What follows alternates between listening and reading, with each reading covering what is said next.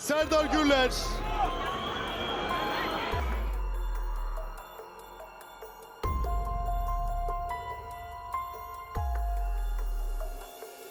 Werden. Ich freue mich einfach auf die neue Aufgabe. Ritual suci Mesut Ozil yang tak bisa dilupakan. Ich Profi geworden bin. Davor haben die Leute schon gesagt. Dalam gemerlap panggung sepak bola yang kerap kali terlihat keras dan kompetitif, terdapat secercah spiritualitas yang menawan yang diwakili oleh pesepak bola ulung Mesut Ozil.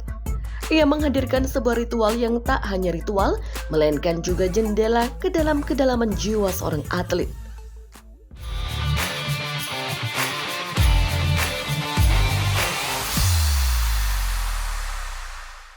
Setiap kali Mesut Ozil berada di ambang pertandingan sepak bola, mata dunia memperhatikan. Bukan hanya karena kepiawaiannya di lapangan, tetapi juga karena ritual yang menjadi bagian tak terpisahkan dari perjalanannya. Dalam ketenangan sebelum kebisingan pertandingan, Ozil membawa Al-Quran, memeluknya erat di dadanya, dan membaca dengan khidmat. Suara-suara sorak dan persiapan tim lainnya menjadi latar belakang, tetapi dalam hati dan pikirannya hanya ada satu fokus, hubungan dengan Tuhan. Ritual ini adalah pesan spiritual dalam sepak bola modern.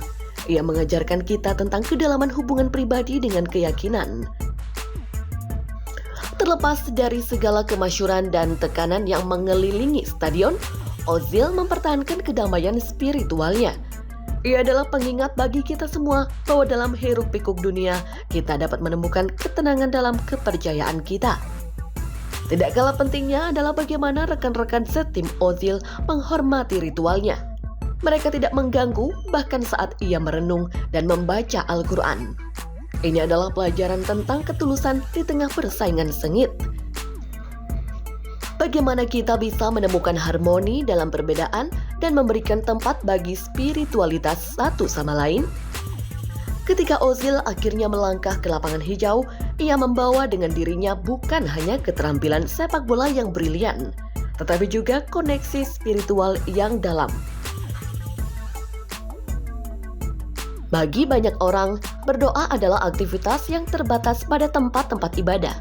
Tetapi bagi Ozil, itu adalah jalan untuk berkomunikasi dengan Yang Maha Kuasa di tengah sorak-sorai supporter dan tekanan pertandingan.